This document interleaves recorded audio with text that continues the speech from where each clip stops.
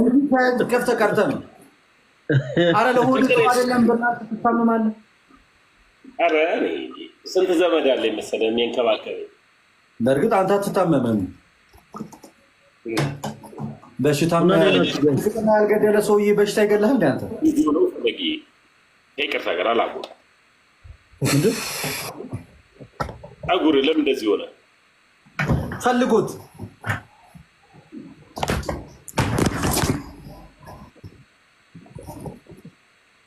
አምረብ አንድ እንደፈጠረው ልደት ስለተነከሩ ምንድነው ተገለባበጠው? ቴክኒካል ነገር ገጥሞ ነው። ይቅርታ ተመልካቾቻችን ሁላችሁም።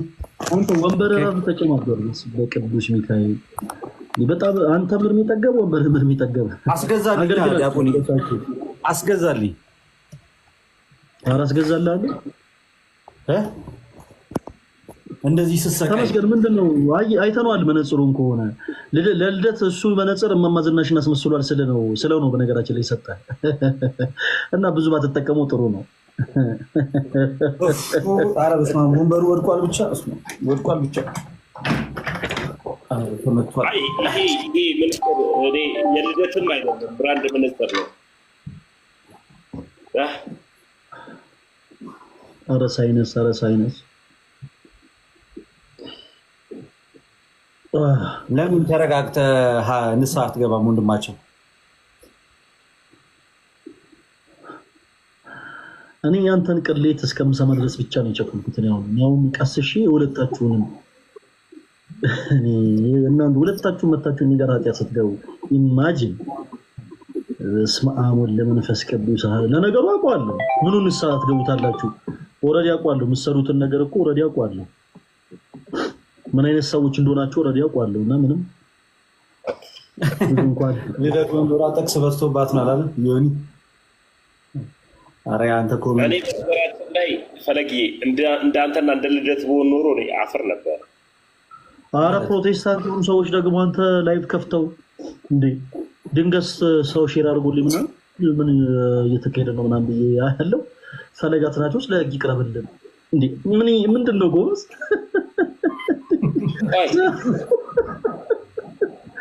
ፈለጋት ናቸው ስለ ህግ ይቅረብልን አለ።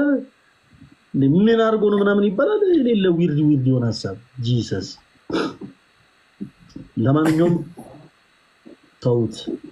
ላይፍ ስትሪም ላይ እንደዚህ አይነት ሀሳብ አንናገርም። እንኳን አደረሳችሁ። ኤኒዌይስ እንኳን ለጻድቁ አባታችን ለአቡነ ገብረ መንፈስ ቅዱስ ዓመታዊ ክብረ በዓል ሁላችሁንም እንኳን አደረሳችሁ።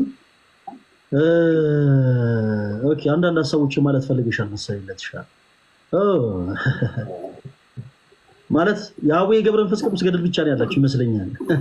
እንደ ክርስቲያን ብዙ መንፈሳዊነት እናንተ ላይ ያየውባችሁ አይደለም። በሌሎች እምነታት የሚከበሩ የቅዱሳንን ገድላቸው መግዛት እጅግ በጣም ያስፈልጋል እና ዛሬ ትንሽ ስለ ቅዱሳን ትንሽ ብናወራ እንደው ዛሬ ሁላችን ኦርቶዶክሳውያን ነጠላውን ለብሰን በቤተክርስቲያን ውስጥ ተገኝተን የጻድቁ አባታችን የአቡነ ገብረ መንፈስ ቅዱስን ክብረ በዓል ተገኝተን ስናከብር ትንሽ አዲስ እንግዳ ነገር የሚመስላቸው ሰዎች አሉ እና ምን እያደረግን ነው? እውነት የምናደርጋቸው ነገሮች በአጠቃላይ መጽሐፍ ቅዱሳዊ ናቸው ወይስ አይደለም? ሲጀምር ቅዱሳንን በራሱ ማክበር መጽሐፍ ቅዱሳዊ ነው ወይስ አይደለም የሚሉትን ሀሳቦች ትንሽ እናያለን እና ተዘጋጅታችሁ ነው መሰለኝ የገባችሁት። እስቲ ያው ለእናንተ እድል እንስጥ። በተቻለ አቅም ኮሜንት ሴክሽን ባታነቡ ማለት የሆነ ሁለንተና ነው ዝቅ የሚለው አይንህም አፍንጫህም አፍህም ጉንጭህም እኩል ወደታች ይሳባል። የሆነ ግራ እና በቻልኩ አቅም ልደት ጋር ደግሞ ተንኳሽ የሆኑ ኮሜንታተሮች ናቸው ያሉት እና ሁሌ ኮሜንት ያነባል።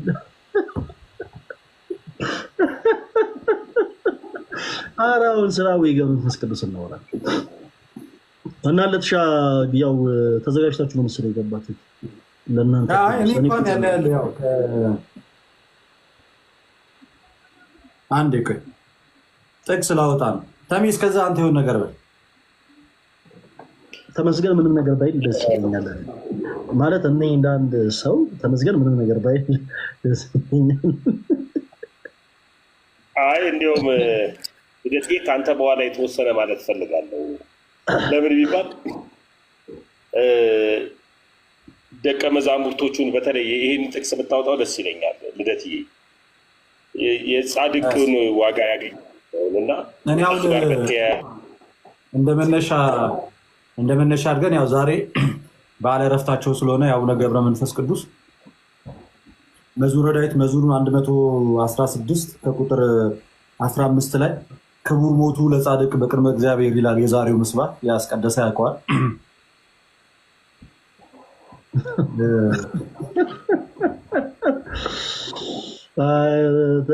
በጣም የሚገርም መሻሻል ነው። እግዚአብሔርን እንዲህ አረ ቀጽሉ እና መዝሙረ ዳዊት 116 ከቁጥር 15 ላይ የቅዱሳኑ ሞት በእግዚአብሔር ፊት የከበረ ነው ይላል። የቅዱሳኑ ሞት በእግዚአብሔር ፊት የከበረ ነው ይላልና ዛሬ ደግሞ የጻድቁ አባታችን የአቡነ ገብረ መንፈስ ቅዱስ በዓለ ዕረፍታቸው ነው።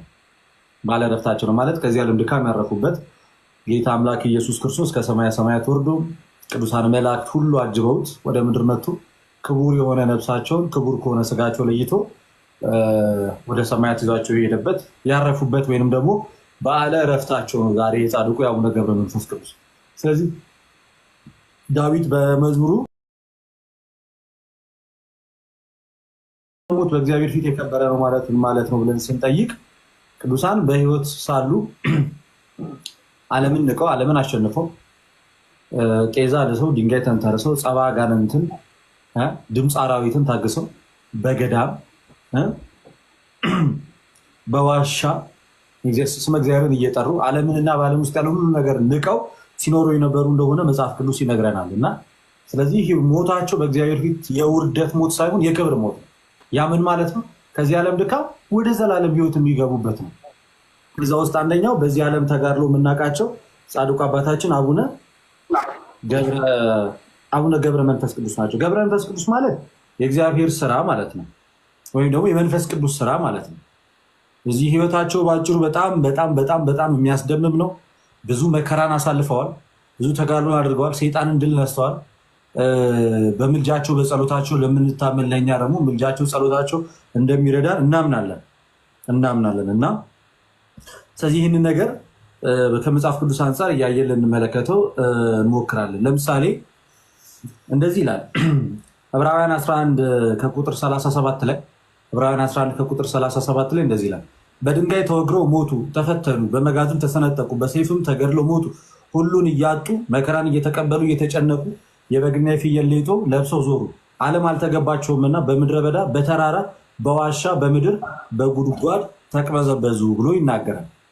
ስለዚህ ቅዱሳን ዓለም አልተገባቻቸውምና ዓለምንም በዓለም ውስጥ ያለውን ሁሉ ንቀው ለእግዚአብሔር ራሳቸውን አሳልፎ ሰጥተው የሚወደኝ ቢኖር መጀመሪያ ምን ይበላል? መጽሐፍ ቅዱስ ራሱን ይካድ አይደለም? የሚወደኝ ቢኖር አለ አስቀድሞ ምን ይበል?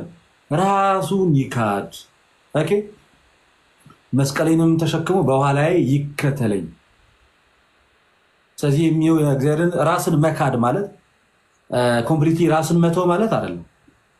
የስጋ ፍላጎቶችን ሁሉ ለነፍስ ማስገዛት፣ ከመከራ ስጋ ከመከራ ነፍስ ለማምለጥ በስጋ የሚፈትኑን ፈተናዎች ሁሉ በጾም በጸሎት በስግደት በተጋድሎ እየገደለ ራሳችንን ክደን በቃ ምንኖረው ለክርስቶስ ነው ማለት። እኛ ምንኖረው ለራሳችን አለ። ሞት ቢመጣ፣ ሀዘን ቢመጣ፣ መከራ ቢመጣ፣ ስደት ቢመጣ፣ ሰይፍ ቢመጣ፣ እያንዳንዱ ነገር ቢመጣ ምንድነው የምናደርገው ማለት ነው? እኛ ወንድማችን ምን ነው ዲያቆን ሰላም ነው እያመመን ሳይነስ ኮንፈርቲን ሳይ ለዛ እኮ ነው ላይ የማልገቡለት እግዚአብሔር ሶሪ በጣም ምን ብታደርግ ይሻላል ታዲያ? አይ ምንም ችግር የለውም አለሁ። ትንሽ ኮንፈርት ይነሳኛል ታውቃለህ። ላይ ብዙ ጊዜ አሁን ከሰሞኑ እየገቡ ያሉንኩት ምናምን ለዛ ነው። እና እስኪ እንደምንም ብዬ ፍቱን መድኃኒት እፈልጋለሁ። እስኪ እኔ ደግሞ ልክ መጽሐፍ ቅዱስ ሳነብ የሆነ እያንዘረዘረ መሰለኝ አዛነብ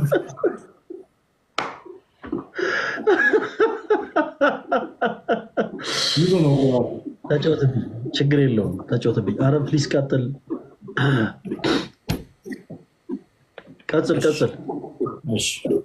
ተመስገን ምን ሆኖ ነው የወጣው? ሂዱና ስለ ቅዱሳን ሲነገር ነው የወጣው። ባይሆን እሱን ጠርጠር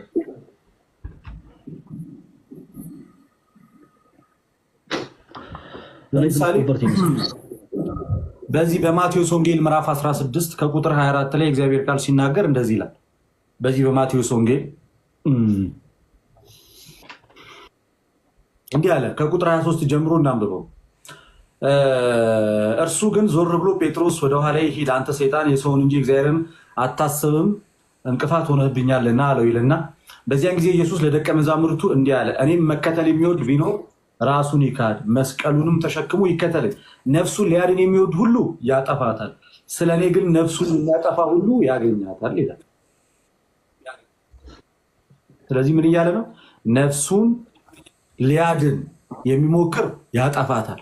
ነፍሱን ግን ስለ እኔ የሚያጠፋ፣ ስለ ክርስቶስ ብሎ የሚሞት፣ ስለ ክርስቶስ ብሎ የሚሰደድ፣ ስለ ክርስቶስ ብሎ መከራውን የሚያደርግ ወይም ደግሞ እስከ ሞት ድረስ ስለ ክርስቶስ ብሎ ነፍሱን አሳልፎ የሚሰጥ ነፍሱን ያገኛታል። ነፍሱን ግን የሚሸሽጋት፣ ከመከራ የሚሰውራት፣ ፊት ለፊት ወጥቶ ስለ ክርስቶስ የማይናገረው ያ ግን ምን ይላታል ማለት ነው? ነፍሱን ያዳናት ግን እሱ እያጠፋት ነው ማለት ነው። ስለዚህ ቅዱሳን አባቶቻችንን ራሳቸውን ክደው ራሳቸውን ለሞት አሳልፈው ሰጥተው ይህንን ዓለም ማለት ነው አሸንፈው ዛሬ በዚች ዕለትና በዚህ ሰዓት ላይ ከዚህ ዓለም ድካም በሞት ተለይተው በእግዚአብሔር ዘንድ ነው ያለው። ከዛ ውስጥ አንደኛው አባታችን ጻድቁ አባታችን አቡነ ገብረ መንፈስ ቅዱስ ናቸው ማለት ነው። ጻድቁ አባታችን አቡነ ገብረ መንፈስ ቅዱስ ናቸው። የአባታችን የአቡነ ገብረ መንፈስ ቅዱስ ረድኤት በረከታቸው በሁላችን ላይ ይደር እላለሁ እና ከተአምሩ ደግሞ አንድ ላንብብላችሁና ከዛ ይበቃናል። ዕለቱ ስለሆነ ምን ይመስላል ዲያቆን? መልካም ችግር የለውም። አንድ ከተአምራት ክፍል አንድ እናንብብና ያው ዕለቱ እንደመሆኑ ከዛ በኋላ እንጨርሳለን።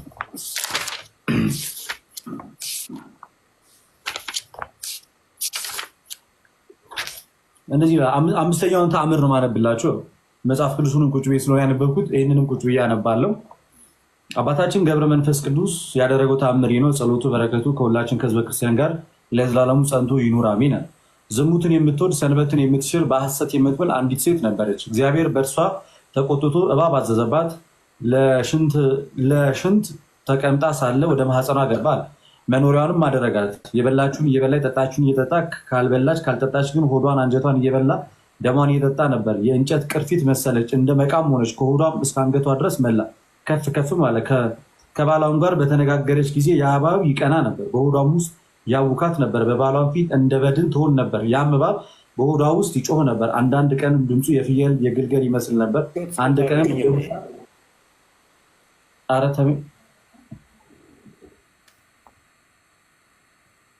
ሚዩት አላረከ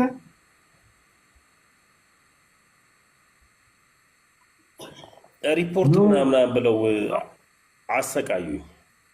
አይዞን እና አንድ ቀንም ድምፁ የፍየል ግልገል ይመስል ነበር። አንድ ቀንም እንደ ውሻ ቡች ላይ ይጮህ ነበር። አንዳንድ ቀንም እንደ ወፍ፣ አንዳንድ ቀንም እንደ ዶሮ ይጮህ ነበር። ከዕለታት በአንድ ቀን ከባለቤቷ ጠጅ ጠጥቶ ሰክሮ መጥቶ አናገራት። እርሷን በሕያው በእግዚአብሔር አምኜሃለሁ፣ አትንካኝ፣ አትቅረበኝ፣ በድንን ታገኛለህ። በቀደመው ኃጢአቴ እግዚአብሔር ለእንዲህ ያለ ነገር አሳልፎ ሰጠኝ። እንዲህም እያለች በግድ ተገናኛት። ያም እባብ ወጥቶ አባለዘሩን ቆረጦ፣ ያም ሰው ወዲያው ሞተ። ያቺም ሴት እስከ 7 ዓመት በእንዲህ አይነት ሁኔታ ኖረች። ከ7 ዓመት በኋላ ከሩቅ ሀገር አንድ ጻድቅ ሰው መጥቶ ያን እባብ በሆዷ ሞልቶ አየው። ያቺም ሴት በቀደመ ኃጢአቷ እንደታመመች እግዚአብሔርንም እንዳሳዘነችው ነገረችው። ያም ጻድቅ ሰው የገዳማዊ አባታችን ገብረ መንፈስ ቅዱስን ዝክር መታሰቢያ አደርጋለሁ ብለሽ ተሳይ፣ ገንዘብሽንም ሀብትሽንም ለእርሱ ስጪ ትድኛለሽ አላት። እርሷም እሺ እሰጣለሁ፣ መታሰቢያውንም አደርጋለሁ አለች። ያም ጻድቅ ሰው ከእርሷ ተለያችም። ሴት በዓሉ እስኪደርስ ድረስ በተስፋ ኖረች። መጋቢት 5 ቀንም የአባታችንን መታሰቢያ ዝክሩን አደረገች። ድሆችንም ጠርታ ድሆችንም ጦም አዳሪዎችንም አጠገበቻቸው። ለቤተ ክርስቲያንም ዕጣን መብራትን ሰጠች። በዚያችም ሌሊት አባታችን ገብረ መንፈስ ቅዱስ እየሰማች እርሷ ወዳለችበት ቤት መጣ። አልተኛችም ነበር፣ የቤቷም ሰዎች ይሰሙ ነበር። በቤቷ በርም ቆሞ አንተ እባብ ከዚች ሴት ውጣ፣ ወደ ማደሪያ ሂድ፣ እግዚአብሔር ቀድሞ እንዳዘዘልህ አፈርህን ብላ አለው። ያም እባብ ቀድሞ በገባበት ወጥቶ ምድርን መላ። አባታችንም ከእርሷ ተሰወረ። ያቺም ሴት የሀገሩን ሰዎች ጠራች። ተሰብስበውም ያንን እባብ ገደሉት። ቁመቱም 5 ክንድ ያህል ነበር። የሀገሩም ሰዎች ሁሉ ይህንን አይተው አደነቁ። የአባታችንም ዝክሩን አደረጉ። ያቺም ሴት ሌላ ባል አግብታ 7 ልጆችን ወለደች። እስከ ዕለተ ሞቷ ድረስ የአባታችንን መታሰቢያ ዝክር ስታደርግ ኖረች። የአባታችን የገብረ መንፈስ ቅዱስ ጸሎትና በረከቱ በህዝበ ክርስቲያኑ ላይ ለዘላለሙ ጸንቶ ይኑር አሜን አሜን። ቃሉትን ያሰማልለት ሻ ትንሽ እዚህ ሐሳብ ላይ የተወሰኑ ነገሮችን እኔ ልበል። ምናልባት ያው ለብዙ ክርስቲያን እህቶች ወንድሞቻችን ዕለቱ የበረከት ቀን ነውና አንዳንድ ጊዜ ግን በተለይ ፕሮቴስታንት ከሆኑት ወንድሞቻችን ዘንድ በተለይ ቅዱሳኑን የሚቃወም ትምህርት ስላላቸው ማለትም በፕሮቴስታንቲዝሙ ያለው ትምህርት ይሄ ክብር ለእግዚአብሔር ብቻ የሚል በወርድ ደረጃ ደስ የሚል ነገር ግን ቅዱሳንን የሚቃወም ትምህርት አላቸው እና ቅዱሳንን ስናከብር እንግዳ ነገር እንዳይመስላቸው የተወሰኑ ነገሮችን ልበል። አንድ 3 ሀሳቦችን ብቻ ላንሳ፣ ምክንያቱም ልደት ያነሳቸው ሀሳቦች በጣም በቂ ስለሆኑ። በመጀመሪያ ደረጃ ተወዳጆች ቅዱስ የምንለው አምላካችን እግዚአብሔር ነው። የእርሱ ቅድስና የባህሉ ነው። ማንም አይሰጠውም፣ ማንም አይነጥቀውም። ቅዱሳን የምንላቸው ግን በጸጋ ቅድስናን ገንዘብ ያደረጉ ናቸው። ከማን? ከአምላካችን ከእግዚአብሔር። ይሄ ቅድስና እንደተሰጠ ሁሉ የሚነጠቅ ነው። ይህንን ቅድስና ገንዘብ የሚያደርጉት ደግሞ የአምላካቸው የእግዚአብሔርን ፈቃድ እስከፈጸሙ ድረስ ነው። ለምሳሌ መጽሐፍ ቅዱስ በምሳሌ ያስተምራልና መጽሐፈ መሳፍንት ምዕራፍ 12 ከቁጥር 6 ላይ ስትመለከቱ ዮፍቴ የሚባል ሰው ወታደሮቹ ራሳቸውን የሚለዩበት የነበረ አንድ ቋንቋ እንደነበር ይናገራል። ያም ቋንቋ ደግሞ ሺቦሌት ነው።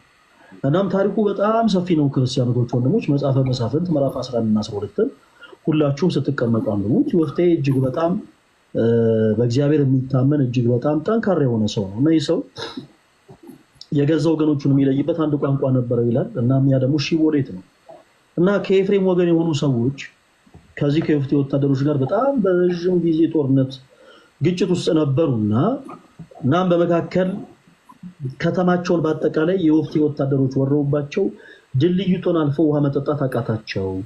እናም በዚህ መሃል ክርስቲያኖች ወንድሞች ኤፍሬማዊ የሆኑ ሰዎች በአጠቃላይ እየወጡ እኛ ኤፍሬማዊ አይደለንም ከዮፍቴ ወገን ነን እያሉ ይናገሩ ነበረ።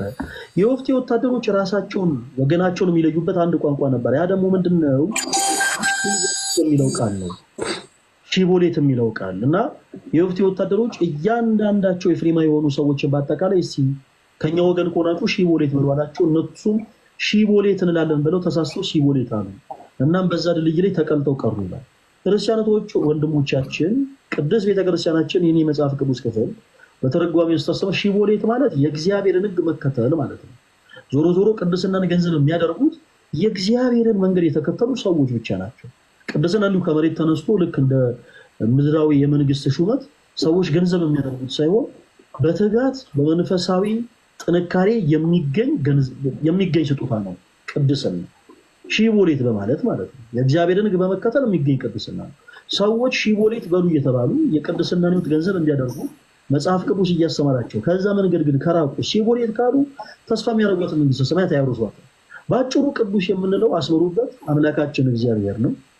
እሺ ቅዱሳን የምንላቸው ደግሞ በጸጋ የአምላካችን እግዚአብሔር ፈቃዱን የሚፈጽሙ በጸጋ ቅድስናን ገንዘብ ያደረጉ ሰዎችን ቅዱሳን መላእክትን ጨምሮ እና ይህ ቅድስና እንደተሰጠ ሁሉ የሚነጥቅ ነው። ለምን? የባህሪ ስላለው እና ቅዱሳንን ለምንድን ነው የምናከብረው? በመጀመሪያ እኛ ኦርቶዶክሳውያን ቅዱሳንን ለምናከብረው ለምንድን ነው? መጽሐፍ ቅዱስ እነዚህን ቅዱሳኖችስ እንድናከብር ያስተምረናል ወይ? አዎ በሚገባ። ቅዱስ ጳውሎስ በሮሜ መልእክቱ ምዕራፍ 13 ከቁጥር 7 ላይ ክብር ለሚገባው ሁሉ ነው የሚለው። ተወዳጆች ኢቭን ግዑዝም ሆኖ ክብር ያለው ነገር አለ ነው ማለት። ክብር ለሚገባው ሁሉ ክብርን ስጡ ነው ያለው በሮሜ መልእክቱ ምዕራፍ 13 ከቁጥር 7 ላይ ክብር ለሚገባው ሁሉ ክብርን ስጡ። ክብር ለሚገባው ነገር ሁሉ እኛ ኦርቶዶክሳውያን ክብርን እንሰጣለን። ኦኬ። በተቀደሰው መቅደስ ለምሳሌ ልክ እንደ ቤታችን ጫማችን አድርገን አንገባ። ቦታው የተቀደሰውና ነውና ከእግሮቻችን ላይ ጫማችን አውልቀን ወደ መቅደሱ እንገባለን። ክብር ለሚገባው ነገር ሁሉ ክብርን እንሰጣለን።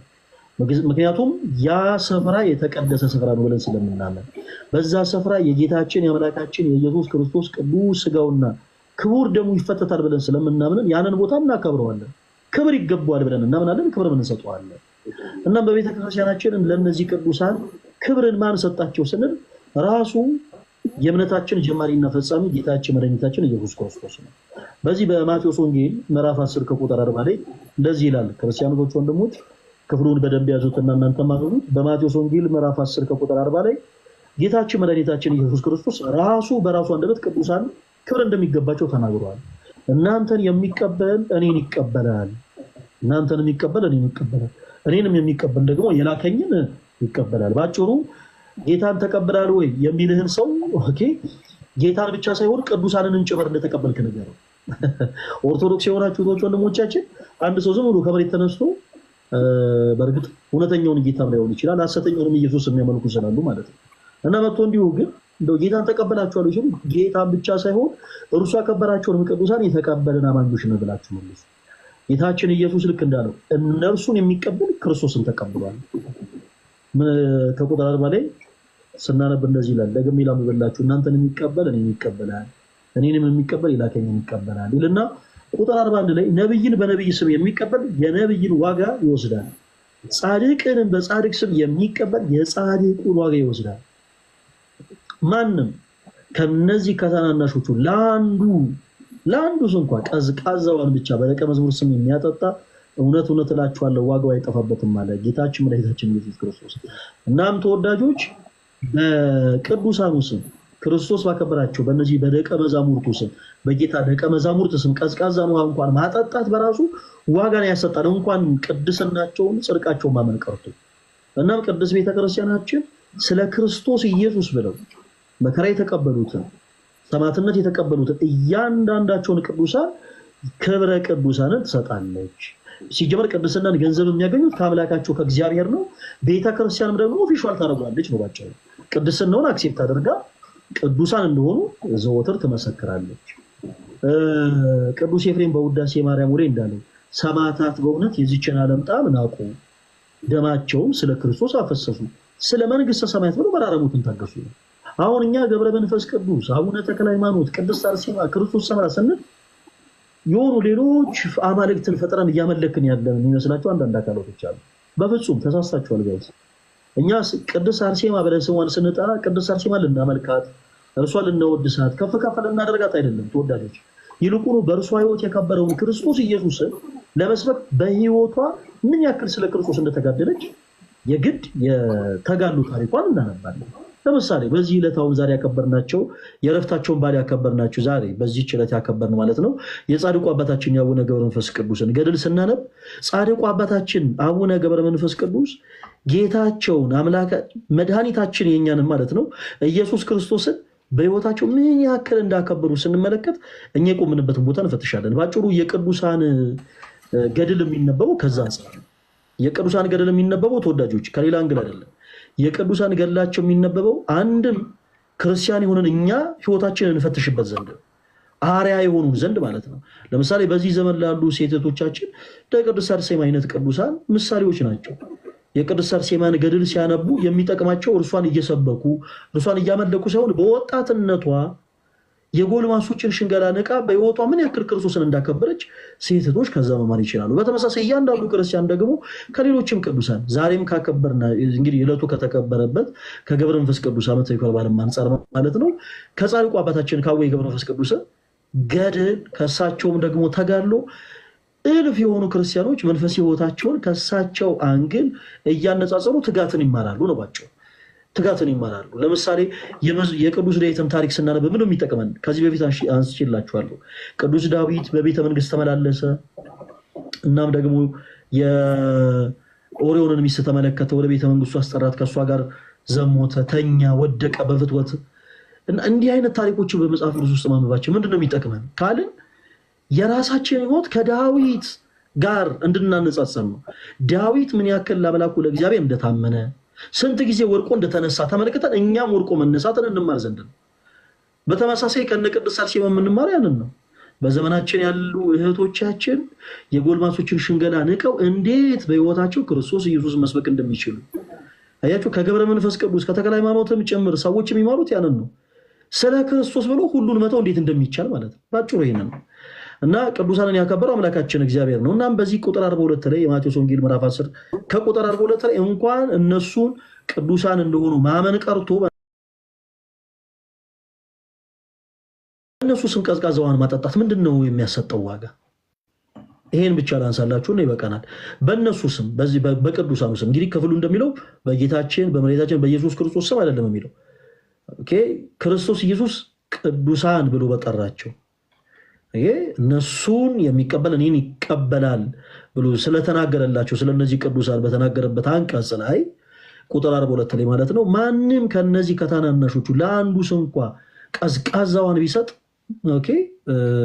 ዋጋው አይጠፋበትም ማለትና ይሄ ዋጋ ምንድነው ስንል እንግዲህ ቅዱስ ጳውሎስ ይነግራል እንደምታውቁት እንዲህ አይነት ነገሮች በጎ ስራዎች ናቸው በጌታችን በአምላካችን በመድኃኒታችን በኢየሱስ ክርስቶስ ደቀ መዛሙርት ስም ቀዝቃዛዋን ማጣጣት በጎ ስራ ነው በእንደዚህ አይነት ስራ ደግሞ ለሚጸኑ ሰዎች የማይጠፋ ዋጋ ምንድነው ስንል ቅዱስ ጳውሎስ በሮሜ መልእክቱ ምዕራፍ 2 ቁጥር 7 ላይ ይናገራል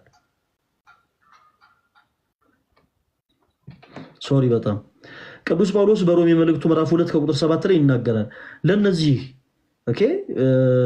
በደቀ መዛሙርቱ ስም ቀዝቃዛዋን ለሚያጠጡ ሁሉ የተሰጠው የማይጠፋ ዋጋ ምንድነው ስንል ቅዱስ ጳውሎስ በሮሜ መልእክቱ ምዕራፍ 2 ቁጥር 7 ላይ እንደዚህ ይለናል በበጎ ሥራ በመጽናት ምስጋናን ክብርን የማይጠፋ ሕይወትን ለሚፈልጉ እርሱ ጌታችን መድኃኒታችን ኢየሱስ ክርስቶስ የዘላለም ሕይወትን ይሰጣቸዋል ምንን ይሰጣቸዋል አልኳችሁ የዘላለም ሕይወትን በዚህ አጋጣሚ ፕሮቴስታንት የሆናችሁ እህት ወንድሞቻችን እንዲህ ስንናገር በጣም ልታስተውሉ ይገባል ተወዳጆች ቅድስት ቤተክርስቲያናችን ከክርስቶስ ጋር እኩል ደመራ የምታመልከው አንድም ቅዱስ የለም ቅድስት ቤተክርስቲያናችን የምታመልከው በሶስትነት በአንድነት የሚመሰገነውን አብ ወልድ መንፈስ ቅዱስን ብቻ ነው አምላካችን እግዚአብሔርን ብቻ ልዩ የሆነ ሶስት አብ ወልድ መንፈስ ቅዱስ በአካል ሶስት በመለኮት አንድ የሆነውን ጌታ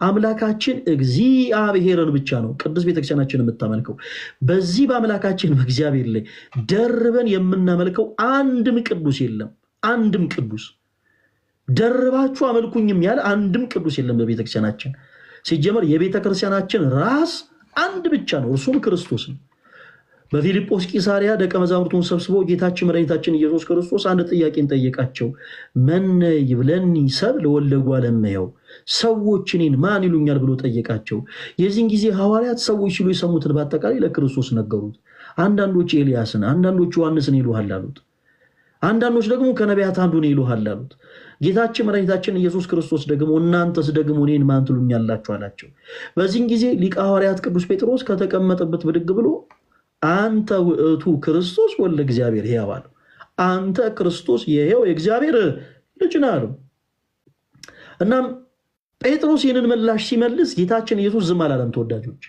ጌታችን ኢየሱስ ክርስቶስ ዝም አላለም ጴጥሮስ ንዑድነ ክቡርነ እስመ ዘይከሰተ ለከ ዘሥጋ ወደም አላ አቡየ ዘበሰማያት ይህንን ቃል ያናገር ይህንን ቃል የገለጸልህ ሥጋዬ ደማዊ መምህር አይደለም በሰማይ ያለ አባቴ እንጂ ስለዚህ ጴጥሮስ አንተ አለት ነህ አለው በዚህች አለትነት ላይ ቤተክርስቲያን ትታነጻለች ወአና ቀጸ ሲኦልኒ እይህይልዋ የገሃነም ደጆች አይችሏትም ማለት ይህች ቅድስት ቤተ ክብር ምስጋና ለአምላካችን ይሁን ዛሬ እነ ጴጥሮስ እነ ጳውሎስ እነ ማቴዎስ እነ ማርቆስ እነ ሉቃስ እነ ዮሐንስ ሌሎችም ጌታን በንጽህና በቅድስና ያገለገሉ ቅዱሳን በአጠቃላይ ቢመጡ የሚሳለሟት ቤተክርስቲያን ያለችን ተወዳጆች የሚሳለሟት ቤተክርስቲያን እግዚአብሔር የተመሰገነ ይሁን እና ይህች ቤተክርስቲያናችን ደግሞ ራሱ አንድ ብቻ ነው እንዳትታለሉ ፕሮቴስታንት የሆናችሁት ወንድሞቻችን ኦርቶዶክሳውያን ብዙ አምላኮችን ያመልካሉ እንዳትታለሉ በእንደዚህ አይነት ጉዳይ ገብረ መንፈስ ቅዱስን አቡነ ተክለ ሃይማኖትን እና አቡነ ዘራብሩክን እና አባ መቃርስ እና አባ መቃሪዎስን እና አቡነ ዜና ማርቆስን እነ ክርስቶስ ሰምራን እነ ቅድስት አርሴማን እነ ቅዱስ ወለተ ጴጥሮስን ያመልካሉ እያለ የሚናገርን ሰው ፕሊስ እንዳታምኑ በቤተ ክርስቲያናችን የምናመልከው አንድ አምላካችን እግዚአብሔርን ብቻ ነው ዛሬ ቅዱስ ገብረ መንፈስ ቅዱስ የእረፍት በዓላቸውን አክብረናል አዎ የእረፍት በዓላቸውን አክብረናል ነገር ግን በዛሬው ዕለት ቅዳሴው ሲቀደስ የተቆረሰው ሥጋ የፈሰሰው ደም በመቅደሳችን የጻድቁ አባታችን የአቡነ ገብረ መንፈስ ቅዱስ አይደለም ተወዳጆች በቤተ ክርስቲያናችን ቤተክርስቲያናችን እንደምታውቁት የሰርግ ቦታ ነች እና በዚህ ደግሞ ልዩ በሆነው የሰርግ ቦታ ደግሞ የሚቆረሰው ሥጋ የሚፈሰው ደም የአምላካችን የመድኃኒታችን የኢየሱስ ክርስቶስ ብቻ ነው አለቅ መታሰቢያ ነው ግን መታሰቢያ ነው የቅዱሳኑ ስም መታሰቢያ ነው ከየት መጣ ነው በዚህ በትንቢተ ኢሳይያስ ምዕራፍ 56 ቁጥር 5 ላይ እንደዚህ ይላል አምላካችን እግዚአብሔር ለቅዱሳኑ በገባው ቃል ኪዳን መሰረት ማለት ነው በቤቴና በቅጥሬ ውስጥ በደንብ አዳምጡ። በቤቴና በቅጽሬ ውስጥ ከወንዶችና ከሴቶች ልጆች ይልቅ የሚበልጥ መታሰቢያ ስምን እሰጣችኋለሁ። የማይጠፋ የዘላለም የሰማችሁ ነው። የማይጠፋ ጊዜያዊ አይደለም የሚለው የማይጠፋ የዘላለም ስም እሰጣችኋለሁ ይላል። ይህንን እንግዲህ ቃል ኪዳን የገባው አምላካችን እግዚአብሔር ነው። ይህንን ቃል ኪዳን ደግሞ የገባላቸው እናንተን የሚቀበሉ እኔንም ይቀበላሉ ብሎ ለጠራቸው ለቅዱሳኑ ሁሉ ነው። ለቅዱሳኑ ሁሉ ፈቃዱን ለፈጸሙት ልክ ቅድም እንዳነሳ ነው ተወዳጆች፣ ቅዱስ ኤፍሬም በውዳሴ ማርያሙ ሰማዕታት በእውነት የዚችን ዓለም ጣዕም ናቁ፣ ደማቸውን ስለ ክርስቶስ አፈሰሱ፣ ስለ መንግሥተ ሰማያት ብለው መራራ ሞትን ታገሱ ብሎ የተናገረላቸው እነዛ ቅዱሳን ሁሉ እሺ አምላካችን እግዚአብሔር ምን ብሎ ቃል ገባላቸው? በቤቴና በቅጥሬ ውስጥ ከወንዶችና ከሴቶች ልጆች ይልቅ የማይጠፋ የዘላለም መታሰቢያ ስምን እሰጣችኋለሁ አለ። ስለዚህ አዎ ቤተክርስቲያናችን የክርስቶስ ሙሽራ ነች። ነገር ግን ለምሳሌ ሲጠራ መታሰቢያ ስለሆነ የጻድቁ አቡነ ገብረ መንፈስ ቅዱስ ቤተክርስቲያን ሊባል ይችላል። የእመቤታችን የቅድስት ድንግል ማርያም ቤተክርስቲያን፣ የቅዱስ ሚካኤል ቤተክርስቲያን፣ የቅዱስ ገብርኤል ቤተክርስቲያን፣ የቅዱስ አርሴማ ቤተክርስቲያን ሊባል ይችላል። በእያንዳንዱ ቤተክርስቲያን ግን የሚቆረሰው ስጋ፣ የሚፈሰው ደም፣ የሚቀደሰውም ቅዳሴ በደንብ አዳምጡ፣ ተመሳሳይ ነው። የሚቆረሰው ስጋ፣ የሚፈሰው ደም የጌታችን የአምላካችን የመድኃኒታችን የኢየሱስ ክርስቶስ ብቻ ነው። እናም ቅዱሳን አዎ ክብር አላቸው። በነገራችን ላይ ይሄንን እኛ ከልባችን አፍልቀን ለነሱ የደረስንላቸው ድርሰት ሳይሆን መጽሐፍ ቅዱስ በሚገባ ግልጽ በሆነ መልኩ የመሰከረላቸው እውነት ነው። ሁለት ሐሳቦችን ብቻ ላስታውሳችሁ ተወዳጆች። ጌታችን መድኃኒታችን ኢየሱስ ክርስቶስ በማቴዎስ ወንጌል ምዕራፍ 10 ከቁጥር 40 ጀምሮ እንዲህ ብሎ ለቅዱሳኑ ቃል ገባ። እናንተን የሚቀበል እኔን ይቀበላል። እየሰማችሁ ነው። እናንተን የሚቀበል እኔን ይቀበላል። ኦኬ። በዚህ አጋጣሚ ቅድም እንዳልኳችሁ የሆነ ሰው መጥቶ እንደው ጌታን ተቀበላል ወይ ጌታን ተቀበላሽዋል ካላችሁ ጌታ ኢየሱስን ከነ ቅዱሳኑ ጭምር ተቀበለው ነው አልበሉ። ከየት አመጣችሁት እንደዚህ ነሳብ ከተባላችሁ ይሄው የማቴዎስ ወንጌል ምዕራፍ 10 ከቁጥር 40 አውጥታችሁ ማሳየት። ጌታችን ኢየሱስ እናንተን የሚቀበል እኔን ይቀበላል ያለው። ኦኬ። እኔን ብቻ የሚቀበል በቃ እናንተን ሳይቀበል እኔን ብቻ ይቀበል የሚል ሐሳብን አልተናገረም ጌታችን።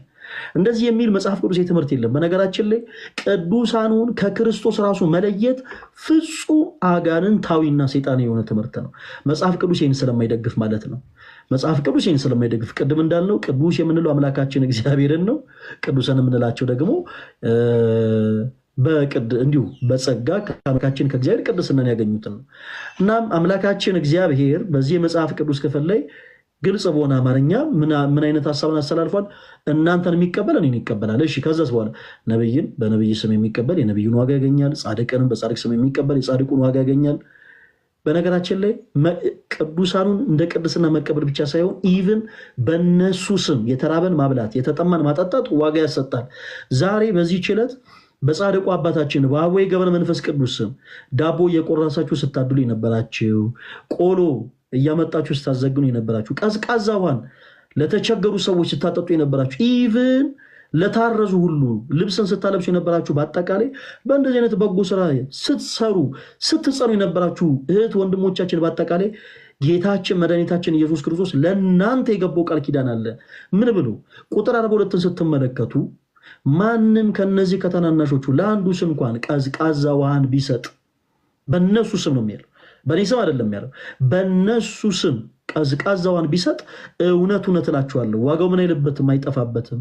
እንዲህ አይነቱ ደግሞ አይጠፋም የተባለው ዋጋ ምንድን ነው ስንል በእንደዚህ አይነት በጎ ስራ ሰዎች ጸንተው የሚያገኙት የማይጠፋ ዋጋ ምንድን ነው ስንል ቅዱስ ጳውሎስ ቅድም እንዳልኳቸው በሮሜ መልእክቱ ምዕራፍ 2 ከቁጥር 7 ምን አለን? በበጎ ስራ በመጽናት ምስጋናን፣ ክብርን፣ የማይጠፋ ሕይወትን ለሚፈልጉ እርሱ ጌታችን መድኃኒታችን ኢየሱስ ክርስቶስ የዘላለም ሕይወትን ይሰጣቸዋል። ሰርፕራይዝ! ፕሮቴስታንት የሆናችሁት ወንድሞቻችን ልክ የቅዱሳን ስም ሲጠራ ሳታቁ ጌታችሁን እንደው አላደለ። አንዳንድ ጊዜ ሰው በነገራችን ላይ መጽሐፍ ቅዱስን በምላትና በስፋት መረዳት አለበት የምንለው በምክንያት ነው። የቅዱሳን ስም ሲጠራ በስህተት ጌታ ኢየሱስን ያስደሰታችሁ መስሏችሁ የቅዱሳን ስም ሲጠራ ፊታችሁን ስታጨማድዱ የነበራችሁ፣ የቅዱሳንን ስም ልክ አላደለ ብቻ በጣም በማይገባ ቃላት እስፔሻሊ በፕሮቴስታንቱ አውደ ምሕረት ላይ እነ ቅድስት አርሴማን ጭምር ስለ ክርስቶስ ብላ ዓለማዊ ህይወትን ንቃ የጎልማሶች ሽንገላን ንቃ ኢቨን በዚህ ዘመን እንኳን ያሉ እህቶች የማያርጉትን ተጋድሎ የተጋደለችን እናት ጣዖት ናት እስከሚል ድረስ ትውልዱ የደረሰው ነገራችን ላይ መጽሐፍ ቅዱስን በመላት ባለመረዳት ነው። እናም ተወዳጆች ቅዱሳንን መቀበል ክርስቶስን መቀበል ነው። ይሄ ይሰመረበት። ሁላችሁንም ኦርቶዶክሳውያን በድጋሚ እንኳን ለጻድቁ አባታችን አቡነ ገብረ መንፈስ ቅዱስ የዕረፍት በዓል በሰላም አደረሳችሁ።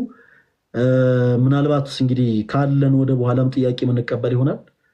እንግዲህ እቺን ሀሳብ ለመጨመር ብዬ ነው። አረዝምኩባችሁ፣ በጣም ይቅርታ። ተሟችን ሰዓት ያስኩባችኋል። ኧረ ፈለጊ ብዙ ልናገር የፈለኩትን ሁሉ ከመላሴ ላይ እየቀማህ ነው የሚመስለው ሁሉ እናስተናገር። ፕሮቴስታንቲዝም ቤት ላይ ብዙ ጊዜ ገድላት ይቃወማሉና ገድላት የሚቃወሙት ገድል የአንድ የአባትን ታሪክ የሚያስቀምጥ ወይም ደግሞ ብዙ ሃይማኖታዊ የሆኑ አባቶች የተጋደሉበትን ታሪካቸውን የሚያስቀምጥ ነውና ያንን ነገር ስታነቡ ጻድቅ ሲባል ምን ማለት ነው ነው ዋናው ጉዳይ። ጻድቅ ሲባል በክርስቶስ ኢየሱስ ያመኑ ሃይማኖታዊ ገድልን የተጋደሉ እነሱ መቼም ሲኦል ይገባሉ ብለን አናስብም እና ጻድቅ ናቸው ብለን ነው የምናስበው እና በእነሱ ስም ነው የሚለው። ደግሞ ጻድቆች ደግሞ የክርስቶስ ኢየሱስ ደቀ መዛሙርቶች ናቸውና ደቀ መዛሙርት ማለት ሲተረጎም የክርስቶስ ኢየሱስ ተከታይ ማለት ነው እና በክርስቶስ ኢየሱስን የሚከተሉ እነሱን በእነሱ ስም ያደረገ ነው። አሁን በእነሱ ስም ያደረገ ሲል በእነሱ ስም አጋንንት ወይም ሌላ ነገር ናት። በእነሱ ስም ቀዝቃዛ ውሃ ያጠጣ ነው የሚለው እና ቀደም ላይ ወንድማችን ዲያቆን ፈለገ አትናቴዎስ ጥቅሱን ስላነበበው ነው እና ማቴዎስ ወንጌል ምዕራፍ 10 ላይ ሁላችሁም ለምንድን ነው በጻድቅ ስም ውሃ የምታጠጡት? ለምንድን ነው በጻድቅ ስም የምትዘክሩት? ለምንድን ነው የጻድቃንን ቀናቶችን ዓመታቸውን ወራቸውን እየቆጠራችሁ የምትዘክሩት ሲል ይህ ጥቅስ በቂ ነው፣ በቂያቸው ነው እና ነፍሱን የሚያገኝ ያጠፋታል ይላል ቁጥር 39 ላይ ነፍሱን ለእኔ የሚያጠፋ ያገኛታል። እናንተን የሚቀበል እኔን ይቀበላል፣ እኔንም የሚቀበል የላከኝን ይቀበላል ይላል። ነብዩን በነብዩ ስም የሚቀበል የነብዩን ዋጋ ያገኛል ይወስዳል። ጻድቅንም በጻድቅ ስም የሚቀበል የጻድቁን ዋጋ ይወስዳል ነው የሚለው። አባታችን ገብረ መንፈስ ቅዱስን ጻድቅ ናቸው፣ ትልቅ አባት ናቸው። እሳቸውን የሚቀበል የእሳቸውን ዋጋ ያገኛል ነው በቃ። ብዙ ሌላ አለ። አባታችን ናቸው፣ ጻድቃን ናቸው፣ ጻድቅ ናቸው። ብዙ ሃይማኖታዊ ገድልን ተጋድለዋል፣ ብዙ ነገርን አድርገዋል። እሳቸውን የሚቀበል የእሳቸውን ዋጋ ያገኛል ነው። በእሳቸው ስም እሳቸውን ያመሰገነ፣ እሳቸውን ያገለገለ፣ እሳቸውን ያከበረ፣ እሳቸውን ያመለከ አይደለም። እሳቸውን ያመለከ ሳይሆን እሳቸውን ግን ከክርስቶስ ኢየሱስ የተቀበሉትን ክህነትን ያከበረ ለሚባል መጽሐፍ ቅዱስ ሲናገር ቅድም ወንድማችን በደንብ ድብን አድርጎ ነግሮታል። ክብርን ለሚገባው ክብርን ስጥ ይላል። ክብር የሚገባቸዋል በእግዚአብሔር ዘንድ ክብር የተሰጣቸው እነዛን የተቀበሉ እግዚአብሔር ክብር ለሚገባው ክብርን ስጥ ስለሚል ክብር መስጠት አለብን። ማንም ከነዚህ ከታናናሾቹ ለአንዱ ማለትም ማድረግ ለማይችሉ፣ መብላት ለማይችሉ፣ መጠጣት ለማይችሉ ይቅርታ አድርግልኝ ፈለግዬ፣ አንድ ስብከት ሰምቼ ነበረ እዚህ ጋር እንትን ስትል ማነው ነቢይ ሄኖክ ይሁን በጋሻው ይሁን አንድ ነገር ሲናገር ሰምቻለሁ። ለድሃ እማናበላው ትክክል። በጋሻውም ይሄ አርቲስቱ ማነው ሸዋፈራው ደሳለኝም ማነው ፓስተር አሁን ሐዋርያ ነው ምናምን የሚሉት ዳዊት ሞላል ኢቢኤስ ላይ ሲናገሩ ሰምቻለሁ። ሁለቱ በተለይ እኛ ለመጽደቅ አይደለም የምናበላው፣ ስለ ጸደቅን ነው የምናበላው፣ እኛ ለመጽደቅ አናበላም። መጽሐፍ ቅዱስ ሲናገር ግን ማንም ከታናናሾቹ ለአንዱ ቀዝቃዛ ውሃ ብቻ በደቀ መዛሙርቱ ስም የሰጠ እውነት እላችኋለሁ እውነቱ አይጠፋም ይላል። ስለዚህ ይሄ ነገር ምንድን ነው? ለድሃ ማብላት ጽድቅ ነው። ለሚባል ተርቤ አብልታችሁኛል ወይ፣ ተጠምቼ አጠጥታችሁኛል ወይ፣ ታርዤ ጠይቃችሁኛል ወይ፣ ታሰሬ ጠይቃችሁኛል ወይ የሚል ለነዚህ ሁሉ ነገር ማድረግ ጽድቅ ነው። ክርስቲያን ነው ይሄንን የሚያደርገው።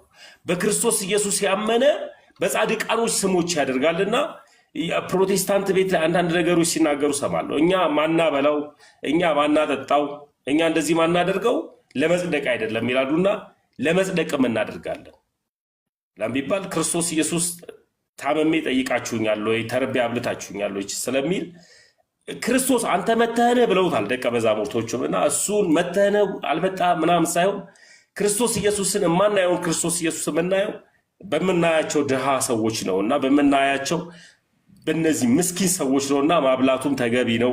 የጻድቃንንም ዋጋ ለማግኘት ላለው ዲያቆንዬ ረዥሙን አንተ ስለሄድክበት ተሙ የቃሉት ያሰማለን። እግዚአብሔር አክብርልኝ። ከቅዱሳን ገድል ጋር በነገራችን ላይ ገድልን አንቀበልም ምናምን የሚል አንዳንድ የፕሮቴስታንቲዝም አመለካከት አለ። እርግጥ ነው ያው የምናውቀው ነገር ነው፣ ግን የሚደንቅ ነገር አይደለም። በመሰረቱ እንዲህ አይነት ሀሳብ ከፕሮቴስታንት ወንድሞቻችን የሚጠበቅ ነው። ምክንያቱም ስለ ክርስቶስ ተጋድሎን የማያውቅ ትውልድ ገድልን አልቀበልም ቢል የሚደንቅ አይደለም። በመሰረቱ በነገራችን ላይ ገድልን እያወቀ ገድልን አልቀበልም የሚል ኦርቶዶክሳዊ ቢኖር ግን ይደንቀናል። ምን ማለት ነው? ለምሳሌ ቅዱሳን ስለ ክርስቶስ ኢየሱስ አይጋደልም ብሎ ራሱ ሰው በአይምሮ ማመን ይሄ ጤናማ አይደለም። ተወዳጆች፣ ጤናማ የሆነ አመለካከት አይደለም።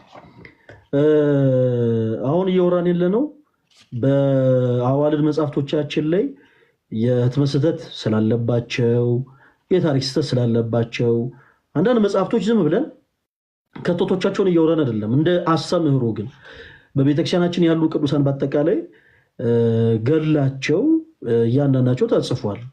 በሶስት አይነት መንገድ ቅዱስ ቤተክርስቲያናችን ውስጥ ያሉ ቅዱሳን ገድላቸው ይጻፋል። በምን አይነት መልኩ ሌላ ጊዜ እንመለከተዋለን። በእርግጥ በጣም በነገራችን ላይ አንገብጋቢ ጉዳይ አይደለም። ብዙ ጊዜ የሚሰሙን ፕሮቴስታንት እህት ወንድሞቻችን ስለሆኑ እንዲህ አይነት ክሪቲካል የሆኑ ሀሳቦች በነገራችን ላይ ብዙ ልናወራባቸው አይገባም እና በአጭሩ ምን ልል የፈለግኩት ተጋድሎን የማያውቅ ሰው ገድልን አንቀበልም ቢል የሚደንቅ አይደለም። ፕሮቴስታንቲዝም እንደምታውቁት ተጋድሎ የሚታወቅበት ህይወት አይደለም። አግኝተሃል ነው፣ አብሰሃል፣ ዘግነሃል፣ አካውንትን መሬት ላይ ጣለው፣ ሞላልህ፣ ተትረፈረፈልህ፣ በቃ ይሄ ይሄ ምንድነው እድልህን ዘረጋ ነው፣ መስመርህ ተቃና ነው እና እነሱም ደግሞ ቁጭ ብሎ አሜን አሜን ብቻ ማለት ነው እንጂ ስለ ክርስቶስ በነገራችን ላይ ተጋድሎ የሚባል ነገር የለም በፕሮቴስታንቲዝም። በነገራችን ላይ በጣም እኔ አንዳንድ ጊዜ የምስቅበትን ነገር ልንገራችሁ። እንዲህ ስል ፕሮቴስታንት ወንድሞቼን ጠልቻቸው አይደለም። እንደው ጌታ ፊት እውነት እንደው በጌታ ፊት ቆሜ የምነግራችሁ ነገር ስለ እውነት ከልቤ ለማንም ሰው ጥላቻ ኖሮኝ አይደለም ይሄን የሚለው። በተለያዩ አደባባዮች ላይ ኢየሱስ ጌታ ነው ይሉና ትንሽ ከሰዎች ጋር ይላፉና ስለ ክርስቶስ ተገፋን ብለው ቪዲዮ የሚለቁ ሰዎች አሉ። በጣም ያስቃል። ተወዳጆች፣ ኢየሱስ ክርስቶስ ጌታ ነው የሚለው ነገር የተጀመረው በነገራችን ላይ በዘመነ ሰማዕታት ነው በቤተክርስቲያናችን።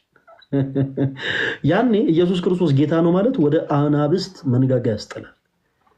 ያኔ ኢየሱስ ክርስቶስ ጌታ ነው ማለት ወደ እሳት ላንቃ ያስወረውራል። ብራዘር፣ ያኔ ኢየሱስ ክርስቶስን ጌታ ነው ማለት እንደ ሕፃነ ቂርቆስና እንደ እናቱ ኢየሉጣ በፈለዋ ውስጥ ያስከትታል። ተጋድሎ ማለት ይሄ ነው። አሁን ምንድነው መሰላችሁ የሆነ ሰዎች የሚያደርጉትን ነገር ለማጣጣል እየሞከርንም አይደለም። በመሰረቱ ስለ ክርስቶስ ወንጌልም እንደዛ አይሰበክም። ባጭሩ ስለ ክርስቶስ ኢየሱስ ወንጌል እንደዛ አይሰበክም። ሐዋርያት በዓለም ሁሉ ዞረው ወንጌልን ሰብከዋል፣ በፍቅር ሊያውን በፍቅር። እናም 3000 የሚያክሉ ነፍሳትን በአንድ ቀን ስብከት ሁሉ ለማጥመቅ ችለዋል፣ ጸጋ መንፈስ ቅዱስ ከእነርሱ ጋር ስለነበረ። ከዛ ውጭ ግን ድምፅ እየቀየሩ ኢየሱስ ምናምን ሰው ማብሸቅ ስብከት ሆኖ አያውቅም። ከዛ ደግሞ ከዚህ ላይ ደግሞ ደረቢልና ደግሞ ሰዎችን የሚረብሽን ድምፅ ካወጣችሁ በኋላ ሌላውን ተዉት። እንዴ ለምን ምን አለ መሰላችሁ እግዚአብሔር ይቀበለናል የሚለውን ነገር እንዳለ ሆኖ ተዉትና እሱ ማለት ለምን በሰው ጆሮ ሲቀለዳል ነው ባጭሩ። ለምሳሌ ሰው ከስራ ቦታው ካለቃው ጋር ተከራክሮ ትዳር ያለው ሰው ከትዳር አጋሩ ጋር ተጨቃጭቆ እጅግ በጣም ሰላም አጥቶ ከቤቱ የሚወጣ ሰው አለ። ሰላም አጥቶ የወጣውን ሰው ከእንደገና ሰላም ሊሰጠው የምትችለው በተቀየረ ድምፅ አይደለም። አለለ የሆነ ድምፅህን ወጠረ የሆነ በሚያስበላ አይነት ድምፅ አይደለም ሰላሙን ልትሰጠው የምትችለው። እና ብዙ ጊዜ ተጋድሎን የማያውቁ ሰዎች ግን ልክ ተጋድሎን የሚያውቁ መስለው ስለ ክርስቶስ ተገፋን፣ ስለ ክርስቶስ እንዲሆነን ይላሉ። በጣም ያስቃል ጋይስ፣ በጣም ያስቃል። ተጋድሎን የሚያውቅ ትውልድ በነገራችን ላይ ኦርቶዶክስ ትውልድ ነው። እግዚአብሔር የተመሰገነ ይሁን። በሊቢያ በረሃ ላይ እንደምታውቁት ክርስቲያን የሆኑ እህት ወንድሞቻችን ኢየሱስ ስለሚለው ስም ይሰማል። በደንብ ቆይ እስቲ ይሰማል አይደል? ኢየሱስ ስለሚለው ስም አንገታቸው ተቀልቷል። ብራዘር ውይ ተገፍተናል ምናምን ብለው ቪዲዮ አይደለም የለቀቁት። በደንብ አድርጋችሁ አዳምጡ። ኢየሱስ ሁላችሁ ማራ ፕሊስ ኢየሱስ እያላችሁ ጻፉ እስቲ። እውነት በቁም ነገር ኢየሱስ ስለሚለው ስም እነዛ 33 የሚሆኑ ኢትዮጵያዊና ኤርትራዊ ወንድሞቻችን 21 የሚሆኑ ግብፃዊ ወንድሞቻችንም ጭምር ስለዚህ ስም ብለው አንገታቸው ተበጥሷል በሰይፍ። ስለሌላ ስለማንም አይደለም። ስለዚህ ስም ብለው አንገታቸው ተበጥሷል። ተጋድሎ ማለት ይሄ ነው። እነዚህ ሰዎች በአጠቃላይ አንገታቸውን ለሰይፍ የሰጡት ለምን እንደሆነ ታውቃላችሁ? ምክንያቱም እነርሱም የቅዱሳን ልጆች ናቸው። ገባህ? የጻድቁ አቡነ ገብረ መንፈስ ቅዱስ ልጆች ናቸው። የጻድቁ አባታችን የአቡነ ተክለ ሃይማኖት ልጆች ናቸው። ምንም ስለ ክርስቶስ ሕማምን መቀበል ለነሱ አዲስ ነገር አይደለም። ያደጉት ራሱ በዚህ ክርስቶስ በመሰረታት ቤተክርስቲያን ውስጥ ነው። ለነሱ አዲስ ነገር አይደለም። እነዚህ ሰዎች በአጠቃላይ የነ ቅዱስ ጊዮርጊስ፣ የነ ቅዱስ አርሴማ፣ የነ አባ መቃርስ፣ የነ ክርስቶስ ሰምራ ልጆች ናቸው። ለነርሱ ተጋድሎ አዲስ ነገር አይደለም። እኔ ቃል መገብ እሺ፣ የቪዲዮ ማስረጃ እንኳን እሺ ፕሊስ አሳዩ። የቪዲዮ እንኳን ማስረጃ በክፍለ ዘመናት ውስጥ ለዚህ ስም ብሎ በነገራችን አንገቱን ለሰይፍ የሰጠ ፕሮቴስታንት አንድም የለም። ለምን? ምክንያቱም ፕሮቴስታንቲዝም ባይትሰልፍ ተጋድሎን አያውቅም። ስለዚህ ገድልን አልቀበልም የሚደንቅ ነገር አይደለም። የሚደንቅ ነገር አይደለም። ሌላ በጣም የሚገርመኝ ነገር ልክ እንደዚህ አይነት ቅዱሳን ሲወሱ የቅዱሳን ስም ሲጠራ ሙታን ሙታን ሙታን የሚሉ ሰዎች አሉ። እኔ ጋይስ አረ ፕሊስ እባካችሁን እንዴ በቁም የሞትን እኛ እያለን ቅዱሳንን ሙታን አትበሉ። ቅዱሳን ሕያዋን ናቸው። መጽሐፍ ቅዱስን ገለጥ አድርጋችሁ አንበቡ። ቅዱሳን ከሞቱ በኋላ ሙታን ናቸው የሚል የመጽሐፍ ቅዱስ ትምህርት የለም። ሕያዋን ናቸው። ኦኬ ያና ሕያዋን የሆኑ ቅዱሳንን ሙታን አትበሉ። ኤኒዌይስ ገድልን አንቀበልም የሚሉ ፕሮቴስታንቲዝሞች አሉ። ትክክል ነው። ነገር ግን ለኛ አዲስ አይደለም። ይሄ ከነሱ ይጠበቃል። ምክንያቱም ተጋድሎን የማያውቅ ትውልድ በአጠቃላይ እኔ ይሄን ገድል አልቀበልም ገድል የሚባል ነገር የለም ቢል የሚያስቅ ነገር አይደለም። ብዙ አይደንቅም ልላችሁ ፈልጌ ነው። ትልቁ ገድል መጽሐፍ ቅዱስ ውስጥ ነው ያለው።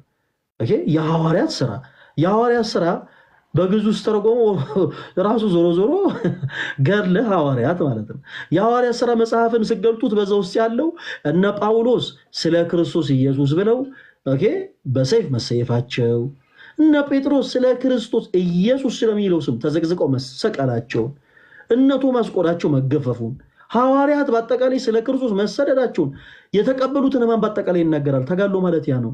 ስለዚህ ስለ ክርስቶስ ተጋድሎ የማያውቅን ትውልድ ስለ ገድል እመን ማለት አይጠበቅብንም። በመጀመሪያ ቅዱሳንን ይቀበል። ገና በጣም ሰፊ ልዩነት ያ ነው። ክርስቶስ እነርሱን የሚቀበል እኔን ይቀበላል ብሎ ያጸደቃቸውን ቅዱሳንን ይቀበል በመጀመሪያ። ከዛ በኋላ ተጋድሎን ይጀምራል።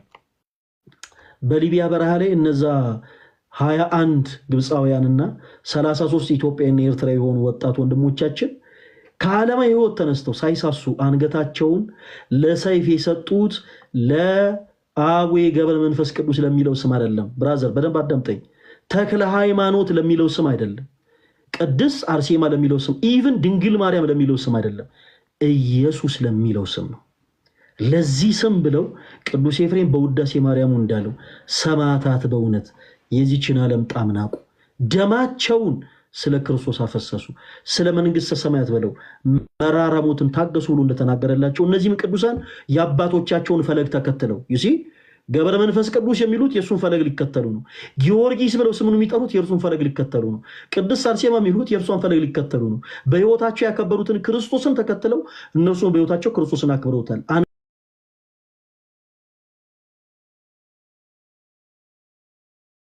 ሰው ገፈተረን ብሎ ቪዲዮ አልሰሩም። እነዛ ሰዎች ለምን መሰላችሁ?